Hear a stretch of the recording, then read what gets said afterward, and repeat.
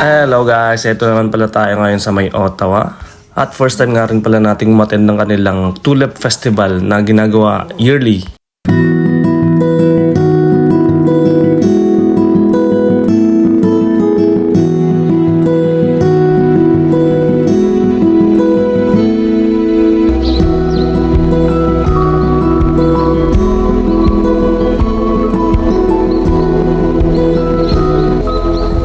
May mga water activities nga rin pala dito sa may Ottawa Lake guys, at like water kayak, river cruising.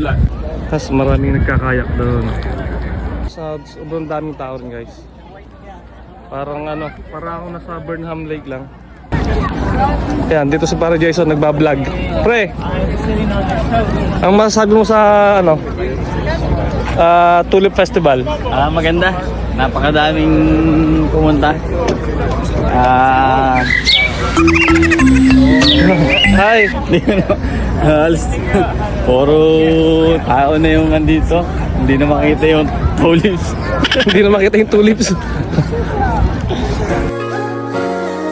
Nag-umpisa nga pala guys ang Tulip Festival nung magpadala ang Dutch government ng 100,000 tulip bulb sa Canada bilang pasasalamat ng Royal Dutch family sa Canadian government. Dahil nung World War II nga pala guys, si Princess Juliana ay kinupkup ng Canadian government nang sinakop ng mga German Nazi ang the Netherlands, at kaya ganun na lang kalalim ang pagkakaibigan ng dalawang bansa.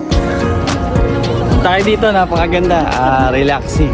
Masarap dito, maglatag, kumain dito ng lunch, Yan. dinner. Pakita mo yung mga naglalatag natin dyan. Tsaka maraming Ayan. Parang lang, parang nasa Burnham lang. Ay, dito pala sila, Yan, Ayun, interview natin yung dalawa.